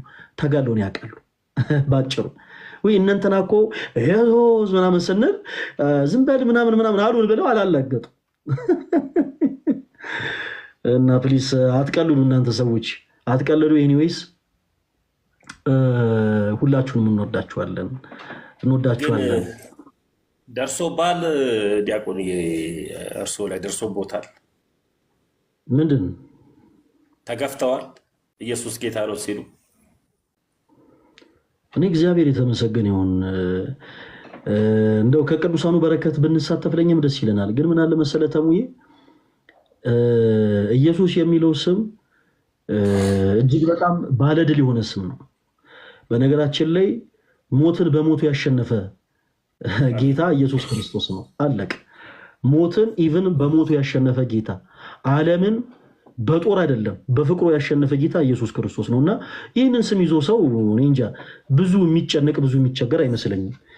ነገር ግን እግዚአብሔር የተመሰገነ ይሁን። ምናልባት የኢትዮጵያ ኦርቶዶክስ ቲቪ ላይ የሆነ ሰዓት ኢንተርቪው ሰደረግ ተናግሬዋለሁ። እዚህ ቲክታክ ፕላትፎርም ላይ ከገጠሙኝ ነገሮች ውስጥ አንዱ ምንድነው ፕሮቴስታንት ከሆኑ ሰዎች 3 ጊዜ የግድያ ዛቻ ተሞክሮብኝ ያውቃል። እስፔሻሊ አንድ ግለሰብ ውጭ ሀገር ይኖር የነበረ ሰው ነው፣ ፕሮቴስታንት የሆነ ሰው ነው። ለጊዜው ስሙ ምናምን ዩዘሩ ምናምን መናገር አልፈልግም። የግድያ ዛቻ ግን አድርሰው ያውቃሉ። እግዚአብሔር የተመሰገነ ይሁን። ምንድነው መሰላችሁ እውነተኛውን ጌታ ኢየሱስ ክርስቶስን ይዛችሁ ስትሄዱ ምንም ነገር አያስፈራችሁም። ጌታ በሚያውቀው እውነቴን ነው የምላችሁ። ማለት ስለ ክርስቶስ መሞት ነውር አይደለም፣ ክብር ነው። ስለ ክርስቶስ መታሰር ለምሳሌ እኔ ፈለገ አትናቴዎስ ነገ ከነገ ወዲያ ኢየሱስ ክርስቶስ ስለሚለው ስም ሰዎች ቢያስሩኝና ብታሰር ለእኔ ክብር ነው። በነገራችን ላይ ሰው ሰርቆ አይታሰር። ሰው ደፍሮ ሰው ገሎ ዘርፎ ሰርቆ አይታሰር እንጂ ስለ ክርስቶስ መታሰር እጅግ በጣም ትልቅ በረከት ነው እና ተሙዬ እኔ እግዚአብሔር የተመሰገነውን እስካሁን እንደው ትንሽ ጾምና ጸሎት ስለቀነስኩ ነው መሰለኝ ብዙ ፈተናዎች አልመጡም። እንግዲህ ለሁላችን ክርስቲያኖች ወንድሞች ግን ያው ይሄ ትልቅ በረከት ነው። ክርስቲያኖች ወንድሞች እናንተ በስራ ቦታችሁ ተገላችሁ ሊሆን ይችላል። በተለይ የፋሲካ ጾምን የምታስቀድሱ እህቶቻችን በስራ ገበታችሁ ነጠላ ለብሳችሁ ቤተክርስቲያን ሄዳችሁ አስቀድሳችሁ ስለተመለሳችሁ ብቻ በብዙዎች ዘንድ ተነቃችሁ ተቃላችሁ ሊሆን ይችላል።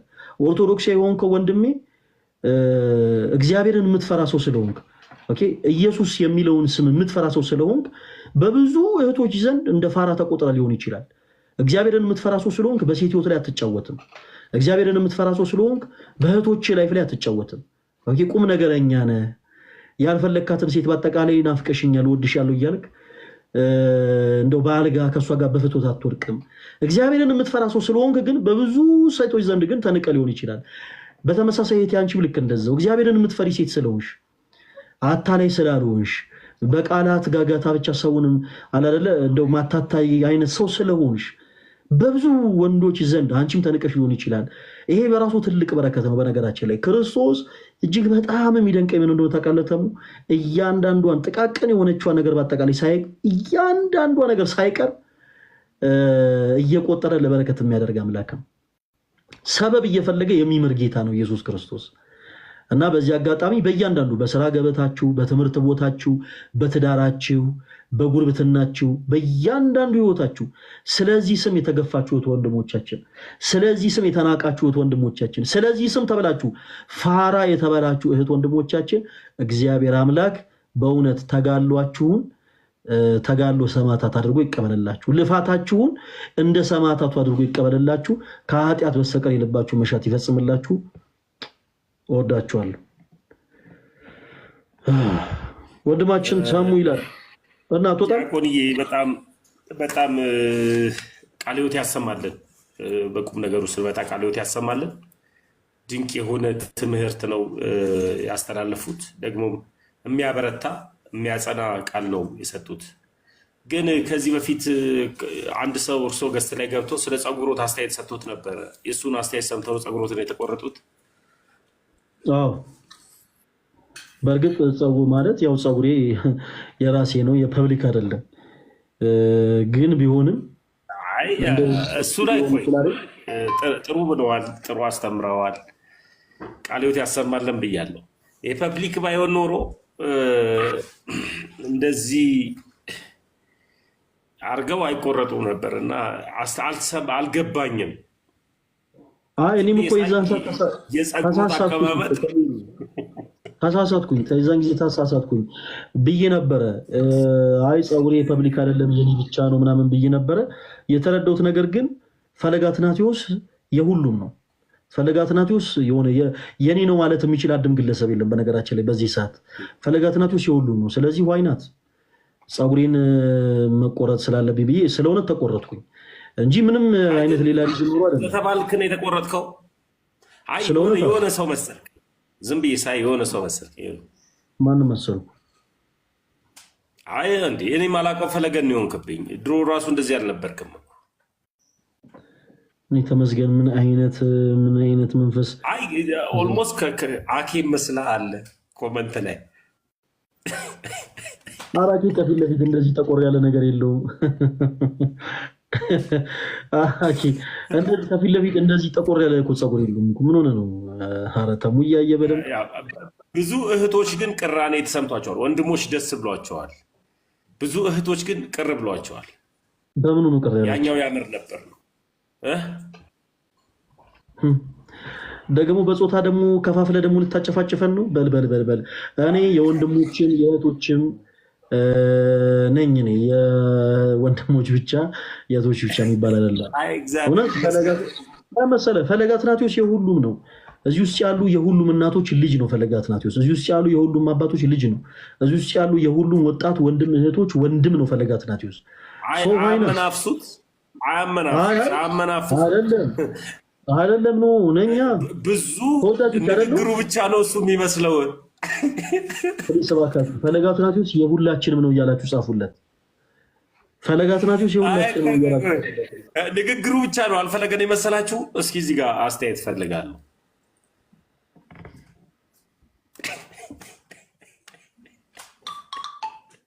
በነገራችን ላይ እርግጠኛው የምናገረው ነገር ልንገርህ፣ እርግጠኛው የምናገረው ነገር ክሊንከት እኔ ላይ ነው የሚያምረው። ተመስገን ያው እግዚአብሔር ምስክር፣ አንተና ልደት ክሊንከት ለመቆረጥ እስቲ ድፈሩ።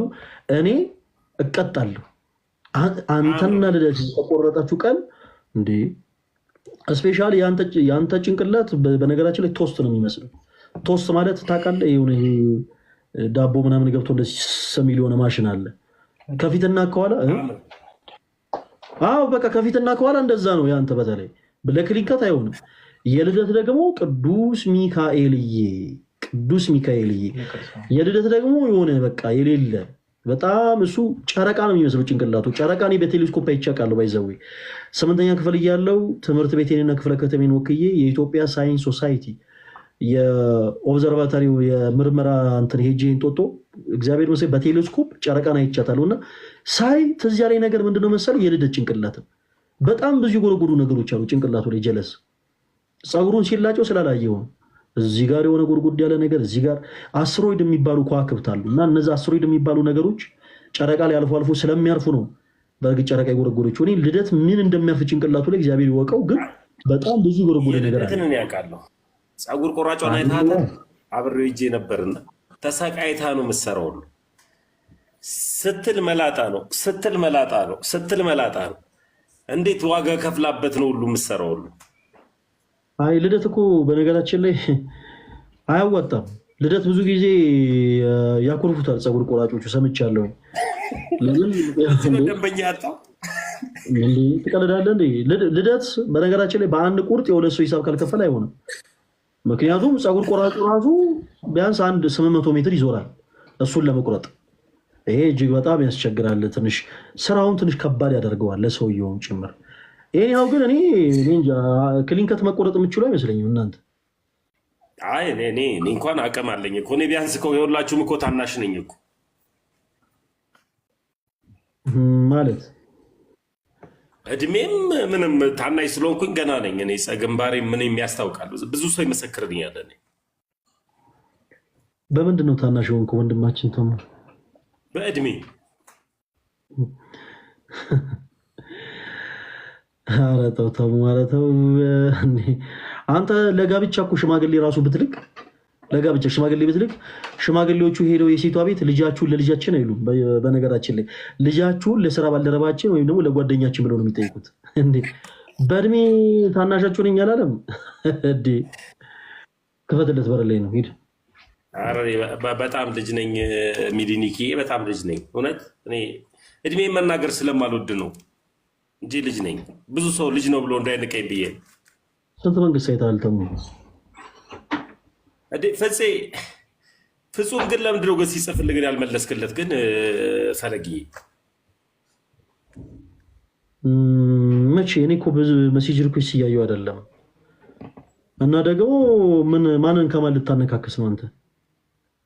አይ ፍጹሜ ነግሬዋለሁ። ያው አሁን እየሰማ ፍጹሜ ሰኞ በነገራችን ላይ ማንም ሰው እንዳይቀር እሺ። ሰኞ ከቀኑ 4 ሰዓት ራሳቸውን በማጥፋት ህይወት ይሄ ራስን የማጥፋት ስሜት እየተሰማቸው ያሉ ወንድሞቻችን እናወራለን። እና ተሙ ይቅርታ ስላቋረጥኩ በዚህ አጋጣሚ ላስታውሳችሁ ብዬ ነው።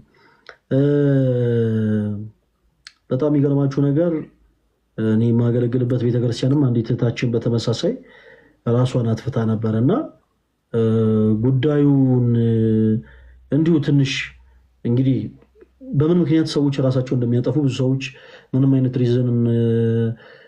ሪዝን እንደሆነም ብዙ አያውቁም።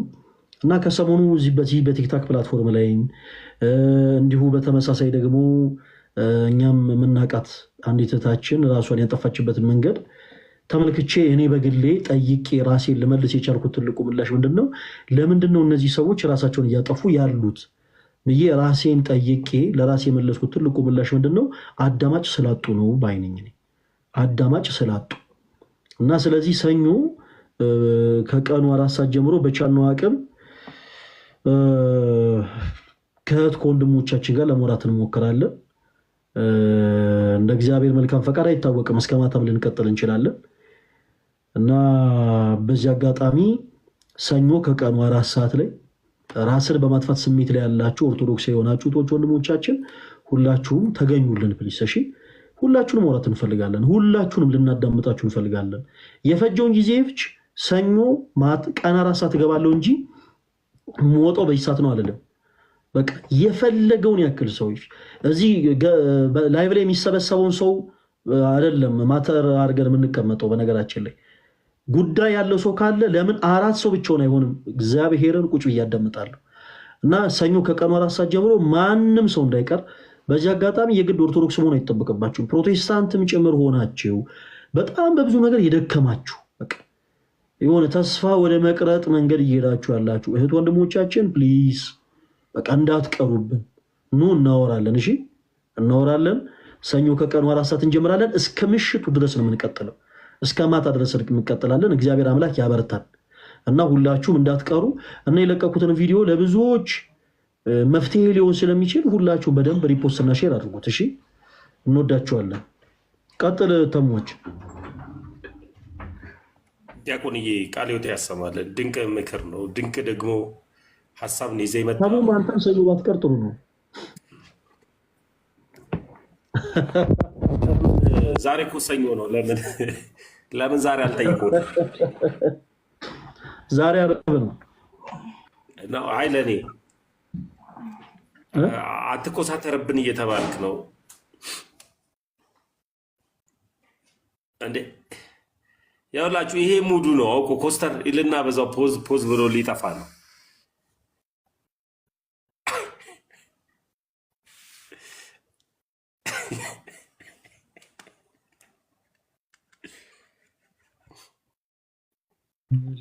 ሲነቁ እናወራለን። ዲያቆን ለሀገር እሷን ነገር ትፈልጋታል። በጌታ ዲያቆን እስቲ ቆይችንበታለሁ ለአንድ ደቂቃ። ለሀገሪትን ሰላማኪያከ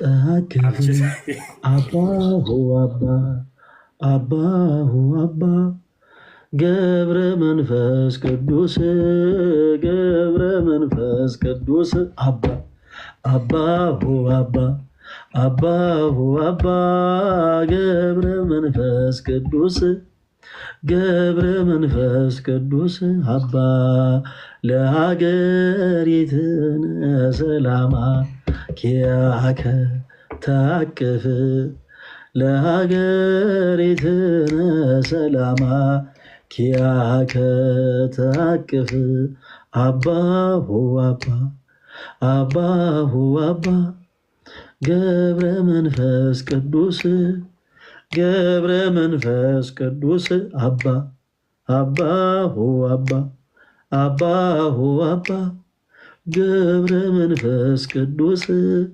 ገብረ መንፈስ ቅዱስ አባ እኔ በጣም የሚገርመኝን ነገር ልንገርህ። በዚህ አጋጣሚ በጣም የሚገርመኝን ነገር ልንገርህ። በፕሮቴስታንቲዝም ያሉ ወንድሞቻችን እንዴት ነው ለሰው የምትዘምሩት ይላል። እንዴት ይ ለማን ነው የሚዘመረው ምናምን ስላቸው ለኢየሱስ ብቻ ለኢየሱስ። ምንድን ነው ሚካኤል ምናምን ምናምን የምትለው ምንድን ነው ማርያምስ የምትሉት ምናምን ነገር ይላሉ።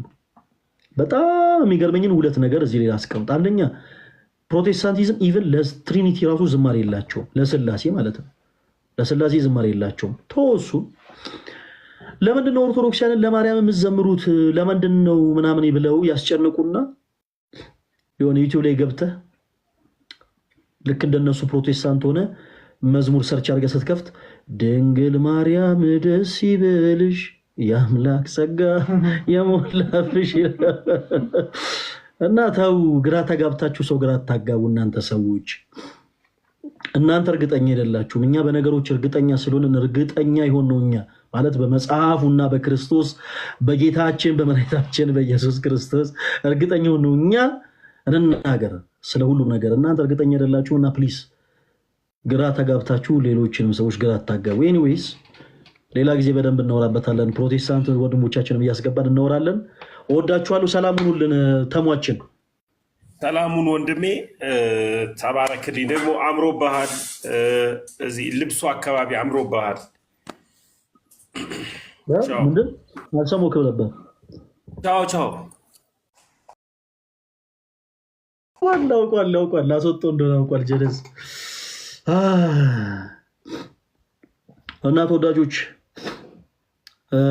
ስለነበረን ጊዜ ሁሉ አምላካችን እግዚአብሔር ስሙ የተመሰገነ ይሁን።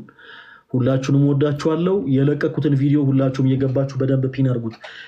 በቅዱስ ሚካኤል አንተ ፊት የከበደኝ እኔ ራሱ አልገዘፍም።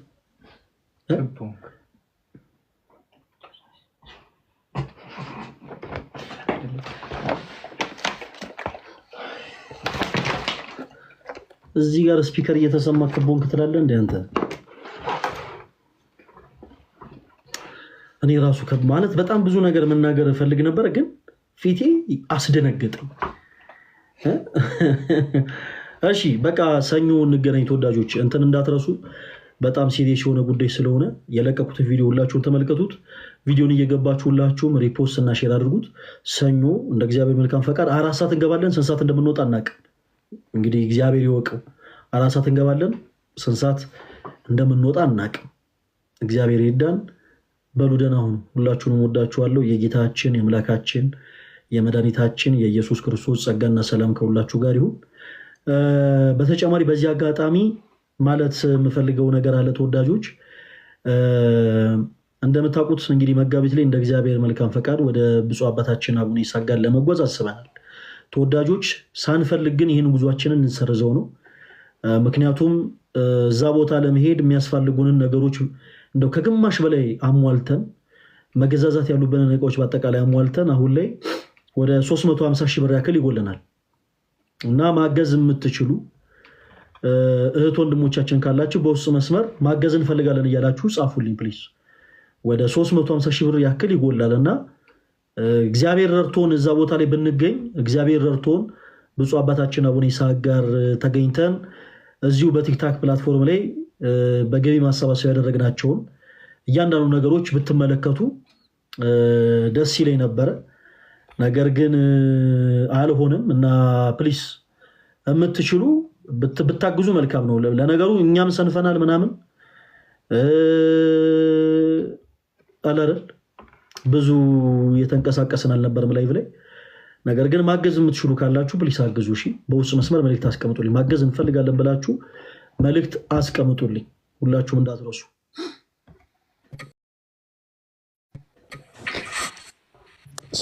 ፈልዬ እሺ፣ በምንድን ነው ተስፋ ቆርጥ ከሚሉት? እንዴት ነህ? አሞኛል እኮ በእናትህ። ምን ለአንተ ሐኪም ቤት ነው ያፋል። ምን ነው ቶንሲል አድርጎ ጀመረኝና ቁርጥማት ምናምን ከዛ ያስለኛል። መንቀሳቀስ አቃተኝና አዎ ለምን በረዶ ትመጣለህ ማለት አንተ ትልቅ ሰው ነው። ለምንድን ነው በዚህ የሚበረው? ወይ መድኃኒዓለም ዶክተሩም እንደዚህ ነው ያለኝ። እንዴት አለኝ በዚህ ፀጉሬን መቆረጥ አለብህ አለኝ። ትክክል ነው አይደለም? የኔ ክብ ጭራሽ አልገባኝ ነበረ። ጀለስ ለካ ብለን ይዞ ፀጉሬን መቆረጥ ነበረብህ ምናምን አለኝ። ያ እግዚአብሔርን አምሮብሃል በእውነት ቅንድብና ፂም ጎላው ፀጉር ሸፍኖት ነበር በእውነት ከአይን አውጣት አየህ ምን አለ መሰለህ አሁን ስነ ምግባር ስንኖራ ስነ ምግባር ሊኖረን ይገባል። እንደዚህ አይነት ነገር ለምን እንደሚስተዋልብን አናውቅም። ለምን ከፈን ማለት ለምን መንፈሳዊነት አይንጸባረቅብን? ትንሽ ሰዎች ከኛ የሆነ ነገር አይቶ ቢማሩ አይሻልም? ትህትናን ዝቅ ማለትን ምናምን ከኛ አይቶ ቢማሩ አይሻልም? ለምንድን ነው እንደዚህ? ወንድማችን ጆዚ አይ አምሮብሃል፣ በእውነት አምሮብሃል። ግን በቃ ታምም ያለው እኔ በእውነት አሁን ብታይ ኃጢአት ነው።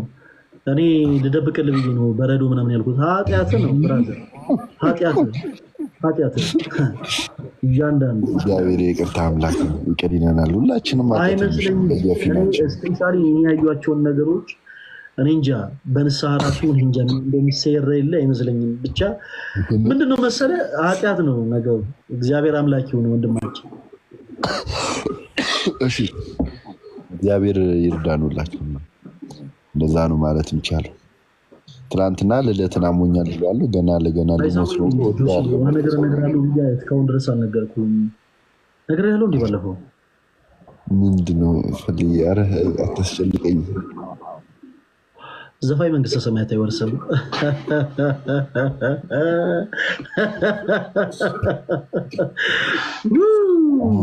ተጋባባ አንተም ተጋባብህ። ያሳዝናል። ዘፋኝ መንግስተ ሰማያት አይወርስም ወንድማችን ጆሲ። እግዚአብሔር አምላክ አንተ ጋር ይሁን። አንተ ሰማይ